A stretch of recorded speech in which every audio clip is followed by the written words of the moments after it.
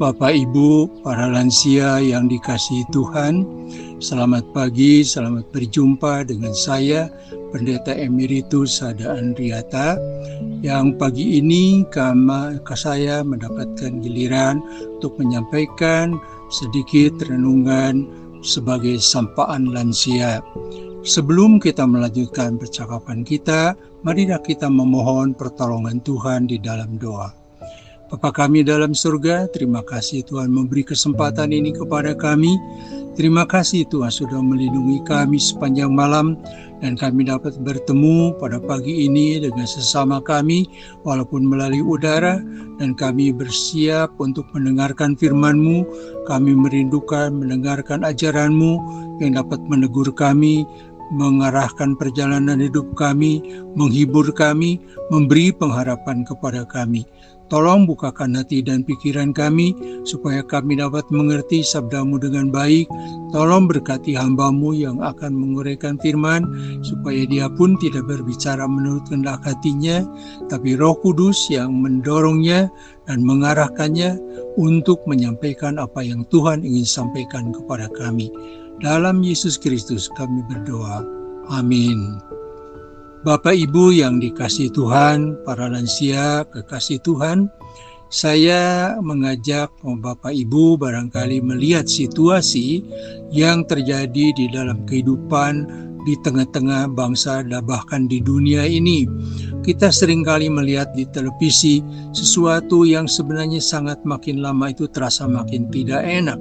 Karena terjadi pertengkaran, terjadi permusuhan, terjadi ketegangan, terjadi bencana alam yang sangat menakutkan dengan berbagai macam bentuknya. Dan itulah dunia.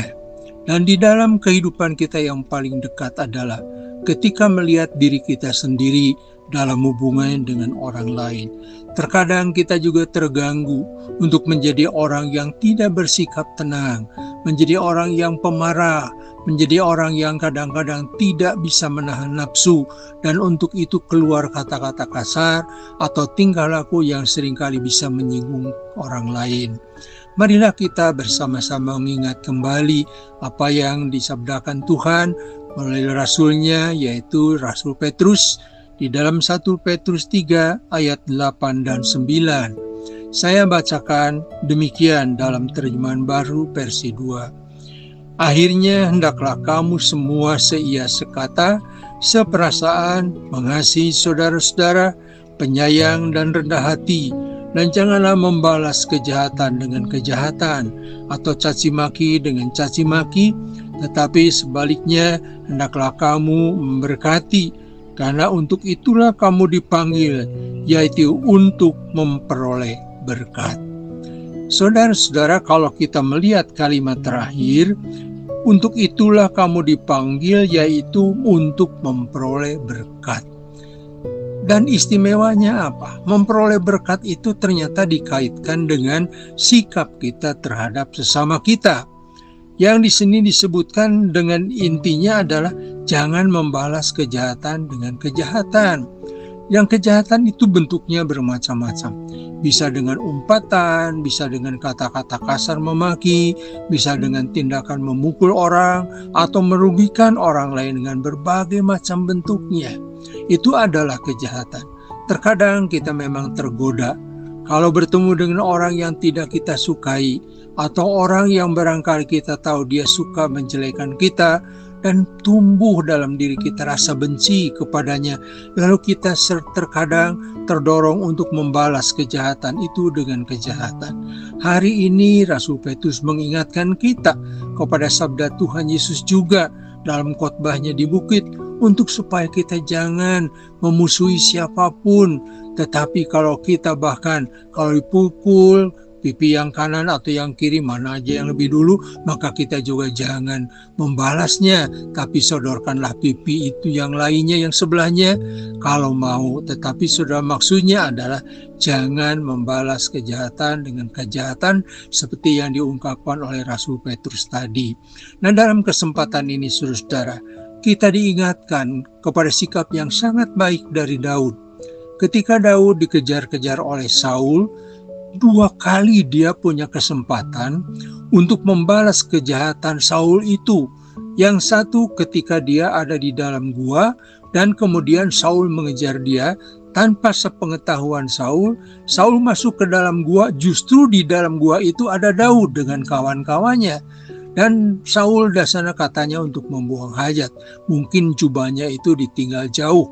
Karena itu saudara-saudara, ada hamba-hamba Daud yang mengatakan ini saat yang Tuhan berikan untuk membalas kejahatan Saul. Tapi Daud berkata, oh dijauhkanlah aku dari tindakan itu. Dijauhkanlah aku dari tindakan kepada orang yang diurapi Tuhan. Aku tidak layak menyentuh orang yang diurapi Tuhan. Daud hanya memotong ujung jubah Saul saja dan membiarkan Saul pergi dengan selamat. Tapi di luar gua, Daud berteriak kepada Saul, untuk apa engkau mencari aku, mau membunuh aku yang seperti kutu ini? Kalau aku mau, engkau sudah aku bunuh. Lihat ini tandanya ujung jubahmu ada pada tanganku. Dan di situ Saul tidak jadi menangkap Daud, tidak jadi membunuh Daud. Dia malu, sebab kalau memang Daud itu memusuhi Saul, dia sudah bisa membunuh Saul. Tapi Daud tidak melakukannya. Dan yang kedua adalah ketika Daud itu juga dikejar Saul di Kehila. Dan kemudian saudara di situ ada bala tentara 3.000 dibawa oleh Saul untuk mengejar Daud. Dan kemudian mereka beristirahat di lembah, tertidur dengan panglimanya Abner. Lalu kemudian Daud diberitahu oleh kawan-kawannya bahwa Saul sedang tertidur yang sedang mengejar Daud. Lalu Daud datang ke perkemahan itu mengambil tombak Saul yang sedang tertidur dan pada tentaranya juga sedang tertidur karena kelelahan. Lalu kemudian dari atas bukit Daud itu setelah agak jauh berteriak kepada Saul dan kepada Abner panglimanya, untuk apa kamu datang membawa tentara begitu besar mengejar aku? Kalau aku mau, aku sudah membunuh Saul dan membunuh kamu Abner. Dan dia perlihatkan tombak punya Saul itu ada di tangannya. Di situ kembali Saul merasa salah sampai dia menyebut Daud itu anaknya dan diminta kembali karena dia tidak akan mengejar Daud lagi. Tapi bagaimana bisa percaya? Karena Saul itu selalu berubah pikirannya. Saudara, namun di situ hati yang besar, yang penuh dengan ketulusan, takut akan Tuhan dari Daud. Daud tidak membalas kejahatan Saul dengan kejahatannya. Akhirnya apa? Tuhan sendiri yang kemudian melakukan tindakan. Saul di dalam peperangan mati. Dan kemudian kita tahu, Daudlah yang menggantikannya dan dia menjadi raja yang besar, yang diagungkan oleh umat Israel dan selalu dipandang sebagai raja yang besar dan kemudian juga diikuti nanti oleh Salomo yang sangat bijaksana itu. Saudara, dalam kehidupan kita sehari-hari juga begitu. Kalau kita mau mendapatkan berkat Tuhan, satu yang Tuhan minta, jangan membalas kejahatan dengan kejahatan. Kenapa? Soal kejahatan orang itu tidak akan hilang. Tapi yang akan menghakiminya bukan manusia dan jangan kita. Sebab kalau kita menghakimi orang sampai membalas, berarti kita sama jahatnya dengan orang yang jahat kepada kita itu. Tapi kalau kita menyerahkan kepada Tuhan dengan permohonan, Tuhan ampuni dia yang mau berbuat jahat kepada saya, Tuhan akan memperhitungkan itu. Tetapi penghakiman ada pada Tuhan. Mana keadilan yang terbaik, Tuhan akan lakukan. Namun Tuhan akan memberkati kita. Saudara, kesempatan dan godaan untuk berbuat jahat ada di mana-mana, bahkan dalam keluarga kita sendiri. Mungkin dengan istri, dengan suami, dengan anak, dengan saudara, bisa aja kita tergoda untuk berbuat jahat. Apalagi dengan tetangga, dengan orang lain yang tidak sekeyakinan, yang tidak seprofesi. Jangan tergoda, karena Tuhan akan juga menganggap kita salah kalau kita melakukan pembalasan. Karena itu marilah kita jalani hidup ini dengan rasa damai saja. Kejahatan orang kita serahkan kepada Tuhan, tapi kita mohon supaya Tuhan mengubah hatinya dan mengampuninya supaya dia jadi orang percaya, dia jadi orang baik dan bertobat dan dikasihi Tuhan. Maka siapa yang mengasihi sama manusia sama dengan mengasihi Tuhan. Karena itulah hukum yang Tuhan berikan kepada kita untuk kita lakukan dalam kehidupan kami. Semoga saudara kita bersama-sama diberi kesabaran, diberi ketabahan, diberi kekuatan untuk dapat melaksanakan hukum kasih ini dengan baik, supaya kita menjadi berkat bagi banyak orang dan kita pun diberkati Tuhan. Sekian percakapan kita pagi ini. Sekian dalam pertemuan kita. Kiranya Tuhan akan memberkati Bapak Ibu dan juga menjalani hari ini dengan baik sampai nanti waktunya kita istirahat. Tuhan memberkati kita semua. Mari kita tutup dengan doa.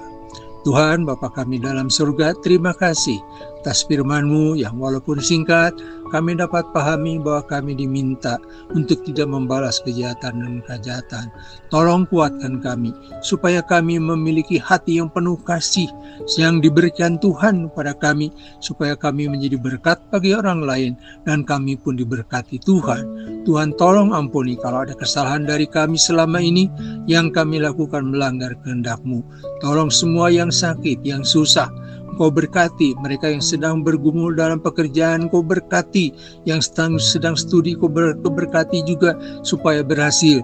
Dan bila perjalanan hidup kami selalu ada dalam naungan kasih Tuhan. Di dalam nama Tuhan kami Yesus Kristus, kami naikkan doa kami ini.